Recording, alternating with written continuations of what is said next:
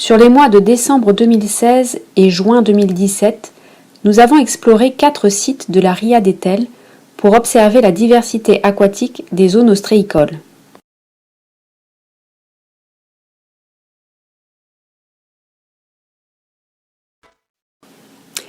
Au début de l'été, avec le réchauffement de l'eau, les huîtres se reproduisent. Le processus de fécondation peut commencer. L'œuf va se diviser et se transformer en une larve dite véligère. Cette larve planctonique, transportée par les courants, va ensuite chercher à se fixer sur un support solide, environ 1 mois après la fécondation.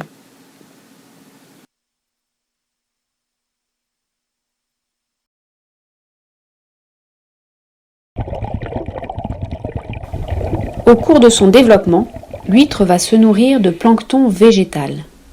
Tout d'abord sur des cellules de petite taille, puis sur des cellules de plus en plus grosses. L'ostréiculteur adapte la maille des poches d'élevage en fonction de la taille des huîtres, mais également pour laisser passer un maximum de nourriture présente naturellement dans l'eau. Certains de ces phytoplanctons peuvent être toxiques, comme Dinophysis, et s'accumuler dans la chair des huîtres. Un suivi régulier des concentrations de plancton toxiques est réalisé afin de garantir la qualité sanitaire des filtreurs.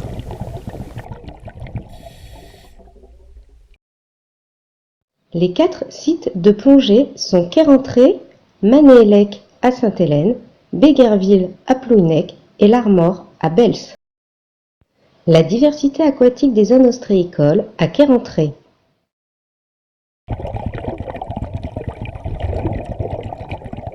Sur le site de Sainte-Hélène, nous avons observé un développement algal important sur un sédiment sablo-vaseux contenant énormément de débris coquillés. Nous avons également observé des huîtres creuses de grande taille ainsi que des huîtres plates et des pétoncles.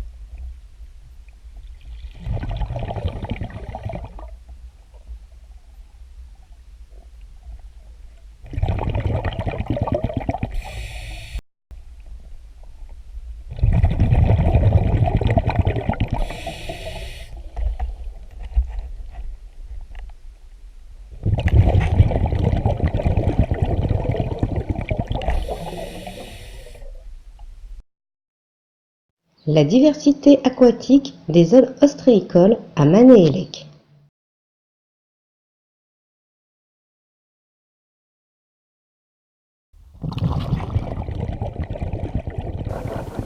Sur le site de Manéhellec, nous avons reproduit un prélèvement de plancton qu'effectue un ostréiculteur mensuellement. Les données collectées sur les populations phytoplanctoniques permettent de mieux connaître le régime alimentaire des huîtres de la Ria et également de mieux anticiper les périodes de présence de plancton toxique.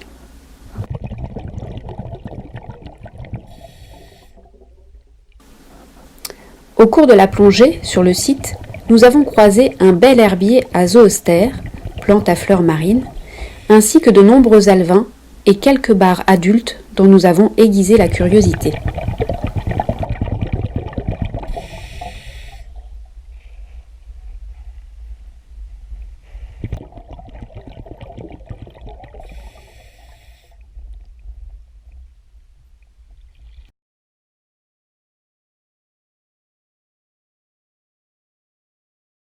La diversité aquatique des zones ostréicoles à Béguerville.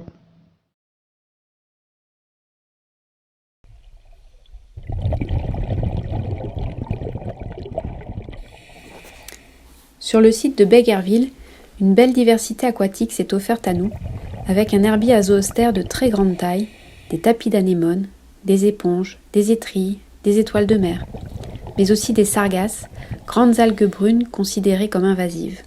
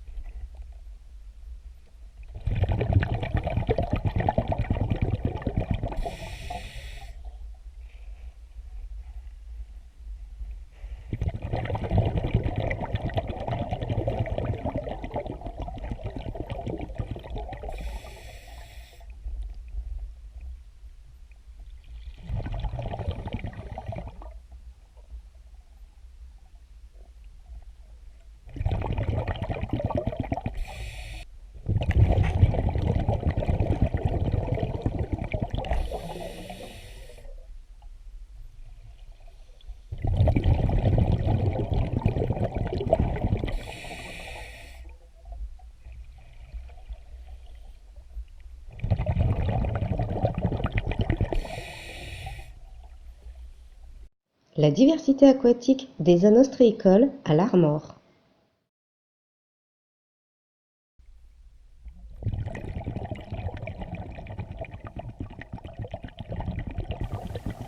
Sur le dernier site visité, nous avons constaté un sol beaucoup moins riche, une diversité algale moindre et un courant bien plus important.